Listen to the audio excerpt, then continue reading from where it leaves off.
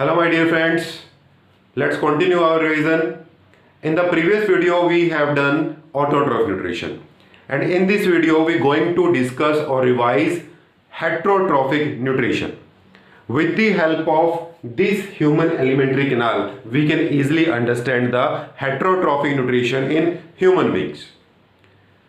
Holozoic nutrition is a type of heterotrophic nutrition which is going on the big organisms like us, like in humans.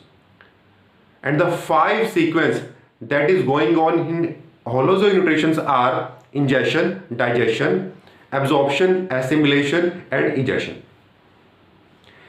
Out of these 5 steps, the number 2 step is digestion. What is digestion? The conversion of complex food into simple food is called digestion. उसको हम digestion बोलते हैं.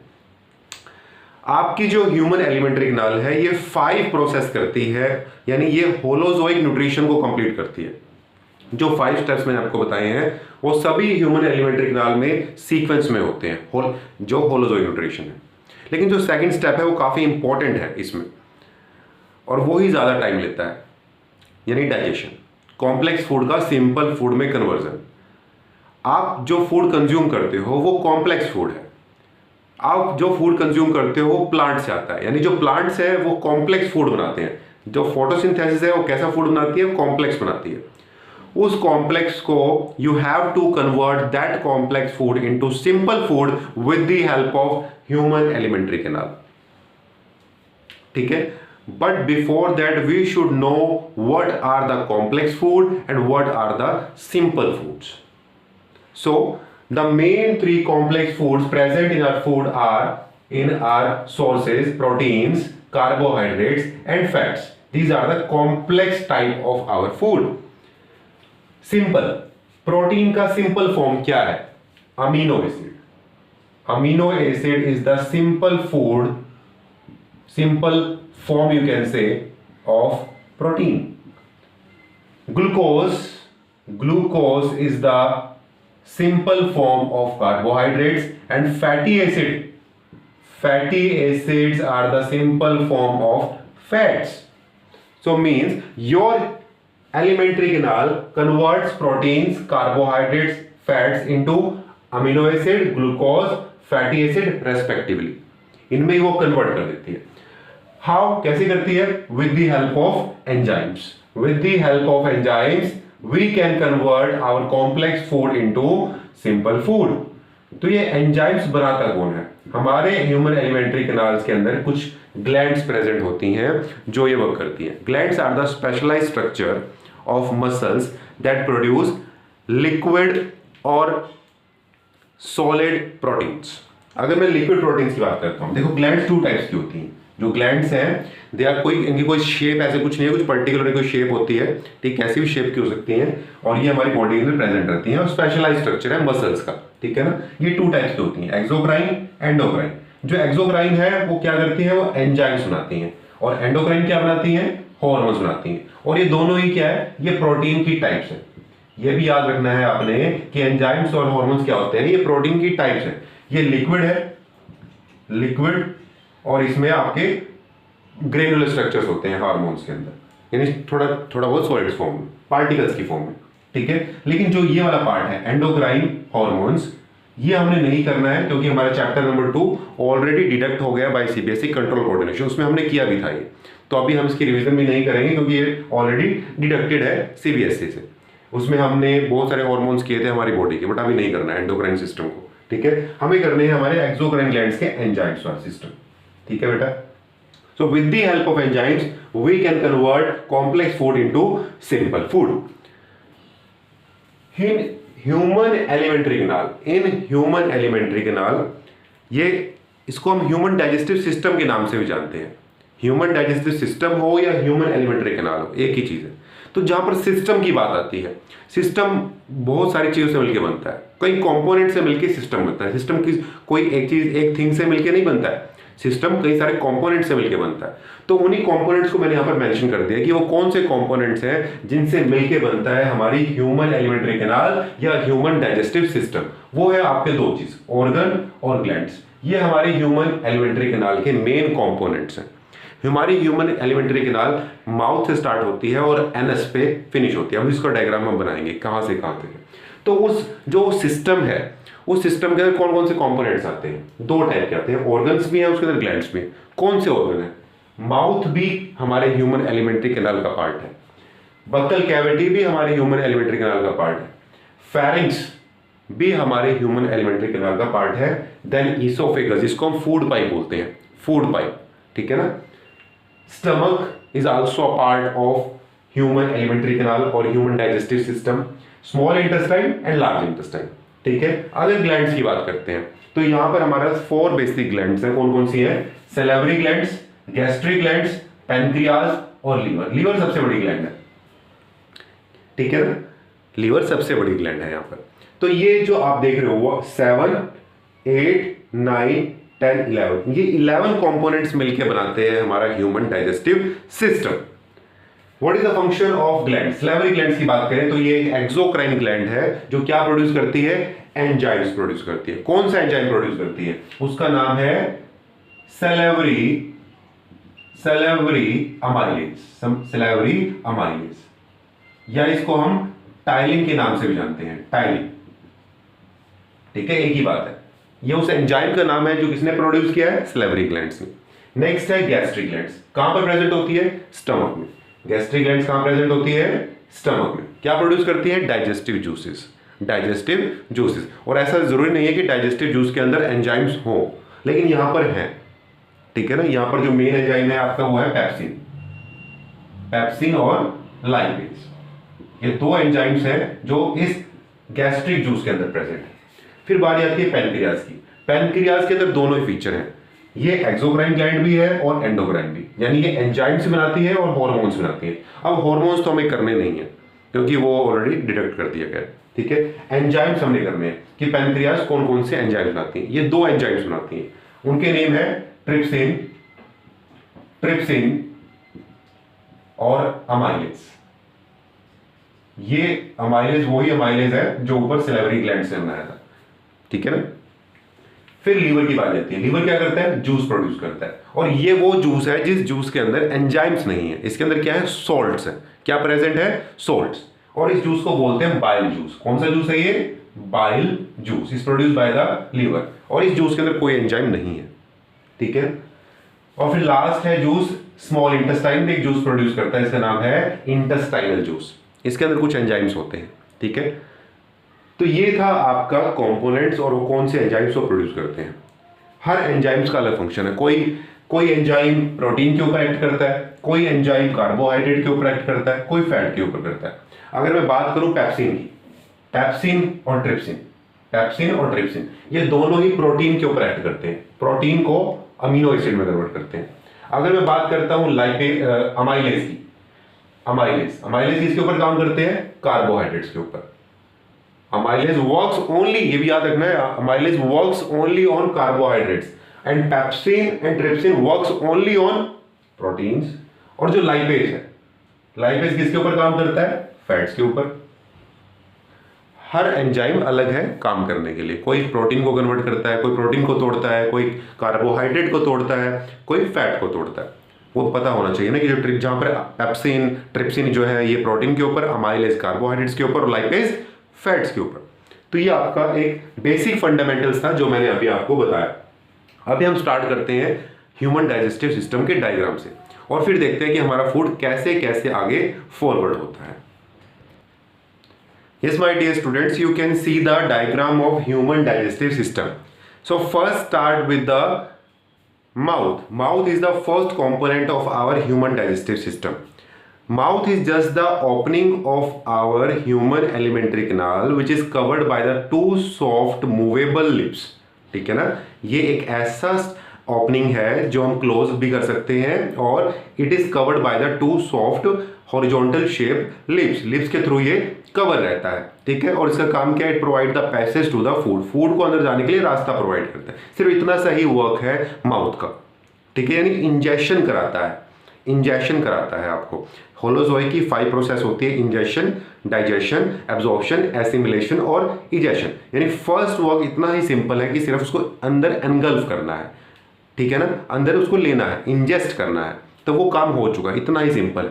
जो सबसे ज़्यादा time मैंने आपको बताया था लेता है डाइजेशन, ठीक है। तो डाइजेशन अभी यहाँ से यहाँ तक चलेगा, तो ये काफ़ी टाइम लेता है, तो उसी को हमें समझना है। फिर जब फूड माउथ के बाद एंटर होता है, कहाँ जाता है, बक्कल कैविटी में, हमारी बक्कल, जिसको हम ओरल कैविटी बोलते हैं। तो इसको लेबल कर लेते हैं यहाँ पर, दिस इज बक्कल कैविटी और we can say oral cavity. ये वाली नीचे वाली, जो ऊपर वाली है वो नेसल कैविटी है। मैंने दोनों को इसलिए लिखा है क्योंकि उसको हम आगे भी यूज करने वाले हैं हमारे रेस्पिरेशन पार्ट में।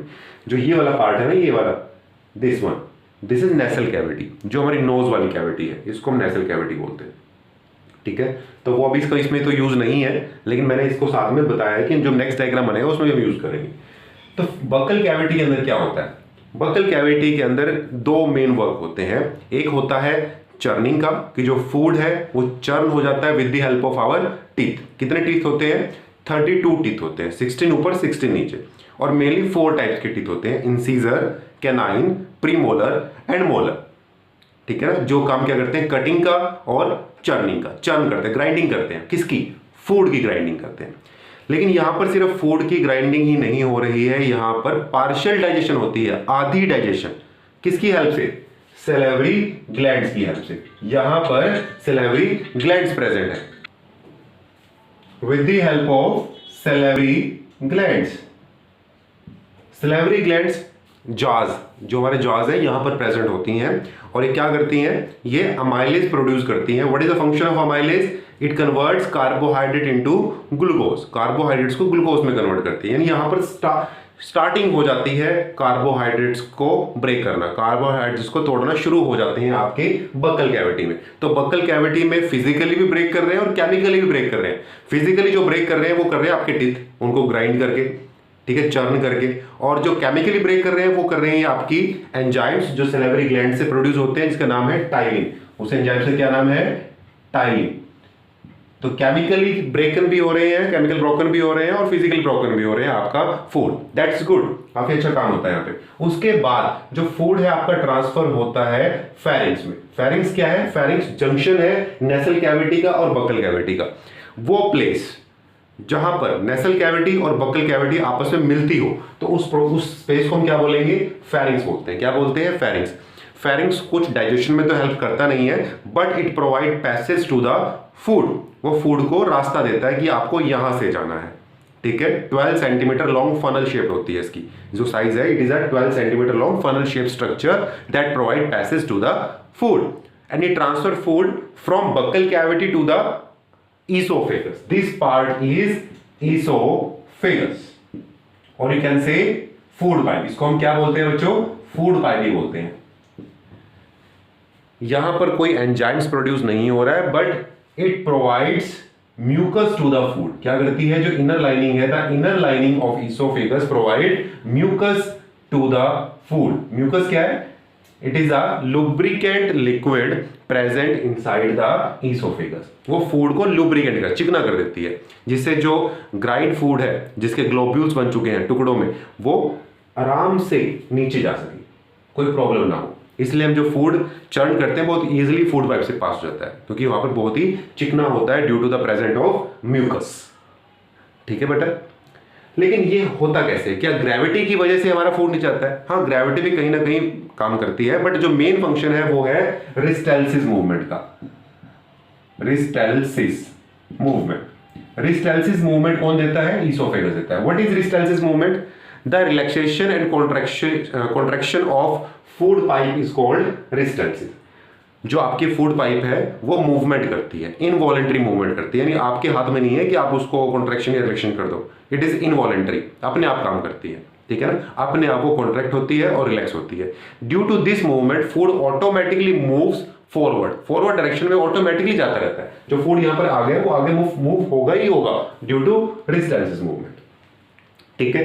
फिर एंट्री होती है स्टमक की। स्टमक सबसे मेन ऑर्गन है हमारे डाइजेस्टिव सिस्टम का, कई सारे फंक्शंस हैं यहाँ पर, ठीक है। यहां पर प्रेजेंट है जिसकी इनर लाइनिंग है, the inner lining of stomach contains gastric glands. यहां पर क्या होती प्रेजेंट होती है, गैस्ट्रिक ग्लैंड्स प्रेजेंट होती है, जिसके कई सारे फंक्शंस हैं। ठीक है, तो वन बाय वन वो डिस्कस करते हैं। The four main function of stomach are, number 1 storage of food, number 2 mechanical churning, number 3 partial digestion and number 4 regulation of flow of food. One by one इन functions को समझते हैं। First, storage of food. As the food arrive from the oesophagus in the stomach, as the food arrives from the esophagus in the stomach, it stores up, food को store करता है। ऐसे नहीं है कि उसके पास फूड आया और एकदम आगे ट्रांसफर कर देगा, नहीं, वो फूड की स्टोरेज करता है कुछ डिफरेंट टाइम्स के लिए। जैसे कि अगर फूड आपके फूड में कार्बोहाइड्रेट्स है तो वो 1 से लेकर 2 आवर तक आपके स्टमक में रहता है, उसके बाद आगे जाता है। जो प्रोटीन है वो 2 to 3 आवर्स लेता है, और जो आपका फैट है वो सबसे ज्यादा टाइम लेता है, 3 to 6 आवर तक आपके स्टमक में रहता है। ठीक है, और पानी कितना लेता है, अगर हम सिर्फ पानी कंज्यूम करते हैं, आपके जनरल नॉलेज का है, ओनली इट टेक्स 1 मिनट, सिर्फ 1 मिनट तक आपके स्टमक में रहता है, फिर आगे चला जाता है। लेकिन बट अगर आप कार्बोहाइड्रेट्स खाओगे, प्रोटीन्स खाओगे, फैट्स खाओगे, तो डिफरेंट टाइम इंटरवल में आपके स्टमक में रिसाइड करते हैं। ठीक है, तो फर्स्ट फंक्शन है स्टोरेज ऑफ फूड। नेक्स्ट है मैकेनिकल चर्निंग। जो स्टमक है उसके अंदर भी चर्निंग होती है, जो आपका टीथ है जो वो तो चर्निंग करते ही है, तो इतनी तो हाई लेवल पे चर्निंग नहीं होती, लेकिन जो स्टमक है वो मूव करता रहता है, हिलता रहता है। ड्यू टू दिस टर्बुलेंस आपका जो खाना है वो अच्छी तरह मिक्स हो जाता है स्टमक के अंदर। नेक्स्ट है पार्शियल डाइजेशन, वेरी इंपॉर्टेंट, काफी इंपॉर्टेंट है partial digestion with the help of gastric juice. यानी जो ये गैस्ट्रिक ग्लैंड है ये क्या कर रही है, ये गैस्ट्रिक जूस बनाती हैं जो पार्शियल डाइजेशन करती है। अब इस गैस्ट्रिक जूस के अंदर होता क्या है, नंबर ए, इसके अंदर प्रेजेंट होता है HCl, number 2 mucus, number 3 enzymes. कौन से एंजाइम्स मैंने आपको बताया था, पेप्सिन और लाइपेज, पेप्सिन और लाइपेज, ये 2 एंजाइम्स होते हैं। तो यानी 3 चीजें प्रोड्यूस करता है, HCl बनता है, म्यूकस बनता है और एंजाइम्स बनते हैं। अगर हम एंजाइम्स की बात करते हैं तो यहां पर प्रोड्यूस होता है pepsin. What is the function of pepsin, क्या करते हैं, ये प्रोटीन को तोड़ते हैं। किस में तोड़ते हैं, ये प्रोटीन को पेप्टोन्स में ब्रेक कर देते हैं, प्रोटीन्स को पेप्टोन्स में ब्रेक करते हैं। पेप्टोन्स क्या है, पेप्टोन्स होते हैं आपके अमीनो एसिड और ऐसे प्रोटीन जो पेप्सिन तोड़ नहीं पाया, ठीक है ना, तो उन दोनों के मिक्सचर को हम पेप्टोन्स बोलते हैं। So we can say pepsin convert protein into peptones, ठीक है ना। लाइपेज क्या करता है, लाइपेज करता है आपके जो लिपिड्स है, लिपिड्स को फैट और वाटर में ब्रेक कर देता है, या ग्लिसरॉल में ब्रेक करता है, जिसको हम ग्लिसरीन बोलते हैं, उसमें ब्रेक कर देता है, ठीक है ना, लाइपेज। ये दोनों काम है आपके एंजाइम्स के। लेकिन जो पेप्सिन है, पेप्सिन की कंडीशन है कि उसको काम करने के लिए एसिडिक मीडियम चाहिए। कैसा मीडियम चाहिए, एसिडिक मीडियम। और एसिडिक मीडियम कैसे प्रोवाइड होगा, उसके लिए एसिड चाहिए। तो एसिड भी गैस्ट्रिक ग्लैंड प्रोड्यूस कर देते हैं, इसका नाम है HCl, हाइड्रोक्लोरिक एसिड। इसके लिए तो बेनिफिट है, लेकिन आपके स्टमक के लिए नुकसान हो जाएगा अगर HCl बनेगा, क्योंकि अगर आपकी बॉडी के अंदर स्टमक हो तो कितना बड़ा प्रॉब्लम है, वो तो जल जाएगी आपकी बॉडी तो अंदर से। तो इसीलिए गैस्ट्रिक ग्लैंड एक चीज और प्रोड्यूस करते हैं, इसका नाम है म्यूकस। म्यूकस एक लुब्रिकेंट सब्सटेंस होता है जो आपकी स्टमक की इनर लाइनिंग्स को सेव करता है फ्रॉम क्रोडिंग, फ्रॉम रस्टिंग, जिससे उसको कोई नुकसान नहीं होता HCl से। अगर जिसकी बॉडी के अंदर म्यूकस नहीं बनता हो उसके लिए बहुत बड़ी प्रॉब्लम है, उसके स्टमक के इनर लाइनिंग में अल्सर हो जाते हैं, छाले पड़ जाते हैं, क्योंकि उसके पास म्यूकस नहीं है और HCl दिन रात बन रहा है। HCl पेप्सिन के लिए तो अच्छा है, लेकिन आपके स्टमक के लिए अच्छा नहीं है। यस, आई एम राइट, आपके स्टमक के लिए अच्छा नहीं है HCl, ठीक है ना।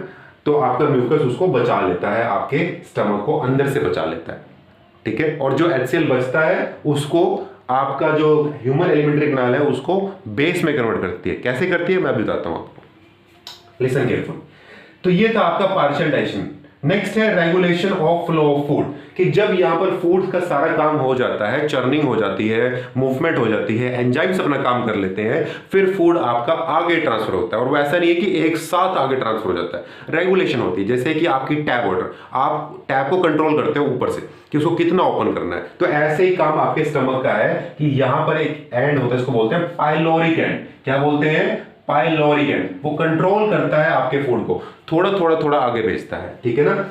ये काम था आपका स्टमक का। उसके बाद हम स्मॉल इंटेस्टाइन में जाने से पहले दो ग्लैंड्स आपके पास है यहाँ पर, लीवर, दिस इज लीवर, और पैनक्रियास। इसको हमें समझना है कि इनका क्या काम है। काम तो इनका क्या है, जूस प्रोड्यूस, ये पैनक्रियाटिक जूस बनाता है, ये बाइल जूस बनाता है, लेकिन वो इस जूस के अंदर एंजाइम्स है। जो पैनक्रियास वाला जूस होता है उसके अंदर एंजाइम्स होते हैं, और जो लीवर वाला है उसके अंदर एंजाइम्स नहीं होते हैं। ये मैंने आपको स्टार्टिंग में ही बता दिया था, उसके अंदर एंजाइम्स नहीं होंगे, लेकिन फिर भी हम एक बार देख लेते हैं कि दोनों के क्या क्या फंक्शन है। अगर मैं लीवर की बात करता हूं, लीवर का फंक्शन है बाइल जूस को प्रोड्यूस करना। कौन सा जूस प्रोड्यूस करते हैं, बाइल जूस। बाइल जूस क्या करता है, ये फैट को इमल्सिफाई करता है। अब एंजाइम्स तो इसके पास नहीं है, इसके पास क्या है, इसके पास ऐसे सॉल्ट्स हैं जो फैट को इमल्सिफाई कर देते हैं। दूसरा काम क्या करता है लीवर के अंदर, लीवर टारगेट है। लीवर एक ऑपरेशनल साइट है जहां पर ऑपरेशंस होते हैं। वो कौन सा ऑपरेशन है उसके लिए वेट करो, अभी वो पता चलता है आपको। अब हम देखते हैं पैनक्रियास को, दिस इज पैनक्रियास। पैनक्रियास दो काम करता है, ये एंजाइम्स की प्रोडक्शन भी करता है और हॉर्मोन्स की प्रोडक्शन भी करता है। Trypsin and amylase are the enzymes and insulin and glucagon are the hormones. What is the function of insulin? Insulin convert glucose into glycogen. Glycogen हमारे कार्बोहाइड्रेट्स की कॉम्प्लेक्स फॉर्म है जो हमारे लीवर में स्टोर होती है, ठीक है ना। इंसुलिन क्या करता है, ग्लूकोज को ग्लाइकोजन में कन्वर्ट करता है, और ग्लूकागोन क्या करता है, उसी ग्लाइकोजन को फिर से ग्लूकोज में कन्वर्ट कर देता है। लेकिन ये देखो यहां पर चार चीजें प्रोड्यूस हो रही हैं, लेकिन काम यहां पर नहीं करती, काम कहीं और जाकर करती है। इंसुलिन ग्लूकागोन बनता तो यहां पर है, लेकिन काम क्या करता है, ऑपरेशन साइट के यहां पर है, लीवर में, यहां पर, ठीक है ना, कन्वर्जन करता है लीवर। इंसुलिन और ग्लूकागोन बनते तो यहां पर है, लेकिन काम कहां पर जाकर करेंगे, लीवर में जाके करेंगे, ठीक है ना। With the help of insulin and glucagon, glucose converted into glycogen and glycogen converted into glucose. आपके जो टाइलिन है अमाइलेज, उसने क्या किया, उसने कार्बोहाइड्रेट को किस में कन्वर्ट कर दिया, उसने कार्बोहाइड्रेट्स कन्वर्ट कर दिया सिंपल ग्लूकोज में। लेकिन ग्लूकोज इतनी ज्यादा हो जाएगी आपकी बॉडी में, उसको संभालना मुश्किल हो जाता है, ठीक है। तो जो इंसुलिन है वो क्या करता है, इतने सारे जो ग्लूकोज होते हैं छोटी छोटी यूनिट्स को, उसको बांध के रख लेता है। जैसे कि आपके इमेजिन करो कि अगर आपके पॉकेट्स में बहुत सारे कॉइन्स हो, तो आप 1000 कॉइन्स को संभाल के नहीं रख पाओगे, उसका कॉम्प्लेक्स स्ट्रक्चर ले लेते हो आप। 1000 का नोट रखना काफी इजी है एज कंपेयर टू कॉइन्स। तो वही है कि ग्लूकोज अगर आपकी बॉडी के अंदर बहुत ज्यादा हो जाएंगे तो आपको शुगर हो जाएगी, आपको बड़ी प्रॉब्लम क्रिएट हो जाएगी। तो उस केस में इंसुलिन क्या करता है, इस ग्लूकोज को ग्लाइकोजन में कन्वर्ट कर देता है, ठीक है। और जब दोबारा से नीड होती है ग्लूकोज की, और हम अगर मान लो हमने खाना नहीं खाया और हमें नीड है ग्लूकोज की, तो जो ग्लूकागोन है फिर से उस ग्लाइकोजन को ग्लूकोज में कन्वर्ट कर देता है, और हमारे सेल उसको यूज कर लेते हैं, क्योंकि हमारे सेल तो सिर्फ ग्लूकोज को यूज कर सकते हैं, ग्लाइकोजन को यूज नहीं कर सकते। इसलिए जो शुगर पेशेंट होते हैं उनकी बॉडी में इंसुलिन नहीं बनता है, जिससे जो ग्लूकोज है वो ग्लाइकोजन में कन्वर्ट नहीं हो पाता, इसलिए उनकी पूरी बॉडी के अंदर ग्लूकोज ही ग्लूकोज हो जाती है, ठीक है ना। तो अब आपको पता चल गई कि इंसुलिन ग्लूकागोन बनते तो यहां पर है, लेकिन काम करते हैं लीवर में जाके। और ऐसे जो ट्रिप्सिन और अमाइलेज है बनते तो यहां पर है, लेकिन काम कहां करते हैं, जाके स्मॉल इंटेस्टाइन में। कहां पर काम करते हैं, स्मॉल इंटेस्टाइन में। तो ये वर्क था पैनक्रियाज का और लीवर का। स्मॉल इंटेस्टाइन में जो ट्रिप्सिन है वो बचे हुए प्रोटीन्स को डाइजेस्ट करेगा, यानी ब्रेक करेगा, और अमाइलेज बचे हुए कार्बोहाइड्रेट्स को ब्रेक करेगा।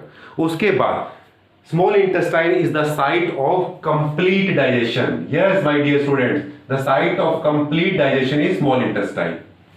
With the help of villis on the inner lining of small intestine, it can absorb also. Food absorb भी होता है यहाँ पर, और कंप्लीट डाइजेशन भी होती है। दो मेन काम होते हैं बच्चों यहाँ पर स्मॉल इंटेस्टाइन में, कंप्लीट डाइजेशन भी होती है और फूड की एब्जॉर्प्शन भी होती है with the help of villi. Villi क्या होते हैं, ऐसे स्ट्रक्चर्स होते हैं जो एब्जॉर्प्शन सरफेस एरिया को इंक्रीज कर देते हैं, ज्यादा एब्जॉर्प्शन होती है, और इसके अंदर प्रेजेंट होती हैं ब्लड कैपिलरीज। ब्लड कैपिलरीज क्या करती है, फूड को एब्जॉर्ब करने के बाद हर सेल के पास ले जाती है, और हर सेल के पास खाना पहुंच जाता है, और वो उनको एनर्जी मिलती है, काम चलता रहता है, ठीक है ना। तो blood are the carrier of your small simple food, ठीक है ना। उसके बाद जो फूड है वो हमारे लार्ज इंटेस्टाइन में जाता है, और लार्ज इंटेस्टाइन से होता हुआ बॉडी के बाहर चला जाता है थ्रू एनस। यहां पर एक पार्ट होता है रेक्टम। रेक्टम क्या करता है, उस फूड के अंदर कोई अगर वाटर है तो वाटर को फिर से रीअब्सॉर्ब कर लेता है, बॉडी में वापस पहुंचा देता है। क्योंकि डिहाइड्रेशन नहीं होनी चाहिए। तो ये फंक्शन था आपका ह्यूमन एलिमेंट्री कैनाल का।